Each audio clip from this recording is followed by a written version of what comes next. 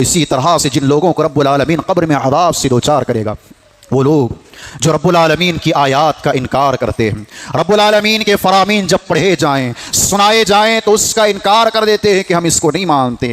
میرے بھائیوں، صحیح بخاری کے اندر انس بن مالک رضی اللہ تعالیٰ عنہ کی ایک روایت کہ ایک شخص عیسائی مسلمان ہوا نبی علیہ السلام کے زمانے میں، نبی صلی اللہ علیہ وسلم کے لیے وہ سورۃ بقرہ اور سورۃ آل عمران لکھا کرتا تھا اور نبی کو دیتا، پھر وہ اسلام سے پھر گیا، مرتد ہو گیا۔ اب وہ یہ کہتا پھرتا کہ میں نبی کو لکھ کر کے دیتا ہوں، وہ پڑھتا جاتا ہے۔ جب اس کی وفات ہوئی، عیسائیوں نے مل کر قبر کے اسے حوالے کر دیا، قبر میں جب ڈال دیا، صبح دیکھا تو اس کی میت لاش باہر پڑی ہوئی ہے۔ لوگوں نے کہا کہ یہ محمد اور اس کے ساتھیوں کا کام ہے، اس لیے کہ ان کے دین سے بھاگ کر کے آیا ہے۔ پھر دوسرے دن اس کی قبر کو اور گہرا کھود کر کے اس کو ڈال دیا۔ دوسری صبح دیکھا کہ پھر وہی لاش، وہی میت قبر کے باہر پڑی ہوئی ہے۔ پھر الزام لگایا کہ محمد اور ان کے ساتھیوں کا کام۔